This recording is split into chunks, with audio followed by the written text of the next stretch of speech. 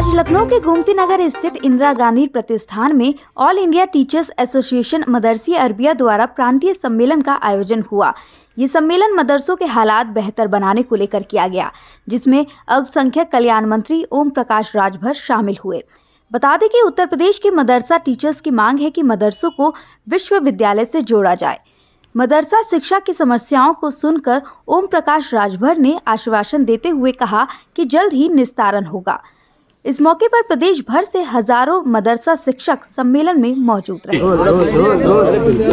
कि supreme court ने जब फैसला दिया, उस फैसले के बाद हमारा प्रयास है कि लोगों से सुझाव लिया जाए और सुझाव लेकर के उस पे अपने संबंधित अधिकारी जो हमारे डायरेक्टर ECS सचिव विशेष सचिव हैं, उनसे बैठक करके एक ऐसी नियमावली तय हो कि जिसमें मदरसा से डिग्री लेने वाले बच्चे निकलें तो पूरे देश में उस डिग्री की मान्यता हो। उस डिग्री के साथ साथ प्रोफेशनल क्वालिफिकेशन को UGC इस पर किस तरह से नॉर्म्स को इस पर अप्लाइड करेगा और कैसे इन सब तमाम जो डिग्रियां हैं उसको आप वैध करार देंगे और उस पर कुछ काम करने जा रहे हैं। इसी बात को लेके हम सुझाव लेने आए हैं ना जी, कि इनके भी सुझाव आ जाए। जो मदरसा चला रहे हैं तो हमसे बेहतर वो जानते हैं। आप और सरकार के दरमियान, खासतौर से मुसलमानों के दरमियान एक पिलर भी है और इस पिलर को हम किस नज़रिए से देखें? देखिए, मोहम्मद साहब ने कहा है भाईचारा मिल्लत जी, तो हम मिल्लत की बात करते हैं, भाईचारा की बात करते हैं, हम नफरत की बात नहीं करते। हमारा प्रयास है कि नफरत से कुछ नहीं मिलता। नफरत अब तक सपा, कांग्रेस, बसपा के लोगों ने नफरत सिखाया, जिसका खामियाजा मुसलमान भाइयों के अल्पसंख्यक समाज को झेलना पड़ा। कि आज़ादी के बाद नौकरियों में 38% था और आज इतना विकास कांग्रेस, सपा, बसपा ने किया, 1% नहीं रह गया है। ये इतिहास है। और जो हुक्मरान रहा हो, हम तो कहते हैं कि 3% आबादी, 7% आबादी, 9%, 12% लोग राज चला रहे हैं और आप साइकिल के पीछे कैरियर पे क्यों बैठ रहे हो? साइकिल क्यों नहीं चलाते? बैठने भी नहीं दिया जाता है, मेन लीडरशिप में नहीं आने दिया जाता है। ये मांगते ही नहीं ना कि हम चलाएंगे। ये पीछे पीछे चलने का काम बंद करें। देखिए, इतिहास है कि खुदा उसी की मदद करता है जो खुद अपनी मदद के लिए तैयार हो। सर, मदरसा मॉडर्न टीचर काफ़ी वक्त से परेशान हैं, काफ़ी वक्त हो गया उनका वेतन नहीं मिल रहा, उनके लिए क्या कुछ कर रहे हैं? देखिए, आज हम उसी नाते आए हैं, आप लोगों से सुझाव लेंगे, उसमें क्या बेहतर कैसे किया जा सकता, उनका भुगतान कैसे हो।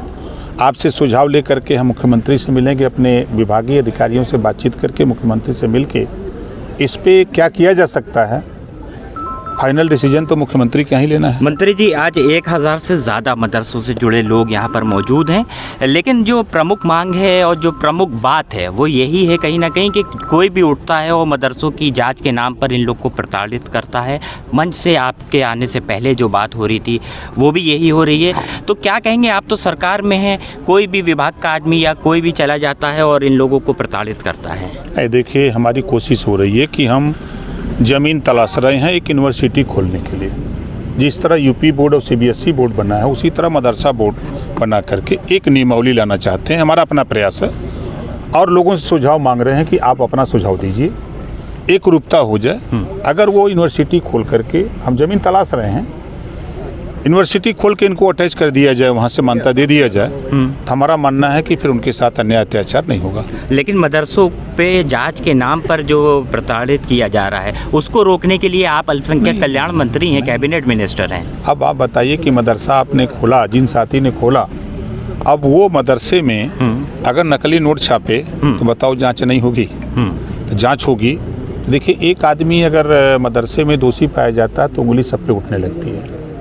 उसी तरह जैसे आप झांक के देखिए कि अगर किसी मदरसे को शिक्षा के लिए तैयार किया गया कि हम यहाँ शिक्षा देंगे और उसमें अगर आवासीय बना करके लोगों को रहने का इंतजाम कराया जाए तो फिर तो उंगली उठती है, तो जांच तो होता है।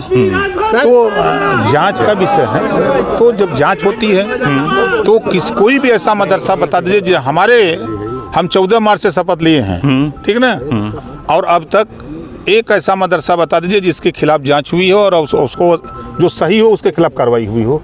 हमारे कार्यकाल की हम अपनी बात करते हैं। तो ओम प्रकाश राजभर इनके हक की आवाज़ उठाते रहेंगे। हम तो आज नहीं, हम 22 साल से बोल रहे हैं। राजभर जी, आप हम तो यही कहते हैं कि देखो भैया, खुदा उसी की मदद करता है जो खुद अपनी मदद के लिए तैयार होता है।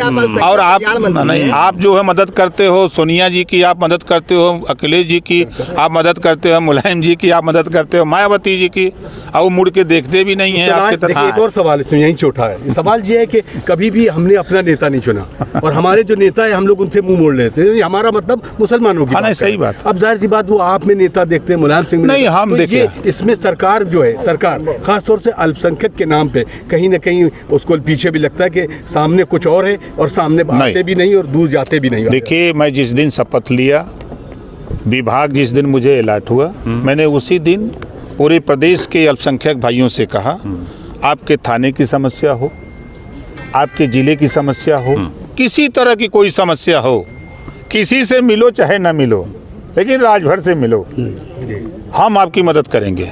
हम तो यही कहते हैं, आज भी कह रहे हैं। राजभर जी, आप अल्पसंख्यक कल्याण मंत्री हैं। अभी हाई कोर्ट के जस्टिस शेखर यादव का मुसलमानों के ऊपर बयान आया, कठमुल्ले देश के लिए घातक हैं, आप क्या कहेंगे इस पर? देखिए, वो उनका बयान है ना। अब वो चूंकि अब जज हैं, यादव जी हैं, और मुसलमान यादव जी को मजबूत करता है। उनको कुर्सी पर किसने बैठाया है? विश्व हिंदू परिषद के नहीं, मैं जो पूछ रहा हूँ, नहीं, मैं जो पूछ रहा हूँ, कुर्सी पर कैसे गए? विश्व हिंदू परिषद ने नहीं पहुँचाया है। मुसलमानों के ऊँट पर, उनके दम पे वो गए हैं। आप जरा पूछिएगा। आप कहते हैं जुडिशरी में, तो किसी मतलब पार्टी क्या जुडिशरी में कॉलेजियम? अरे जाति की बात हो रही है, उन्होंने जाति की बात की, इस नाते मैं कह रहा हूँ, इस नाते कह रहा हूँ। चलिए, ब्यूरो रिपोर्ट, खबर दृष्टिकोण। माननीय मंत्री जी का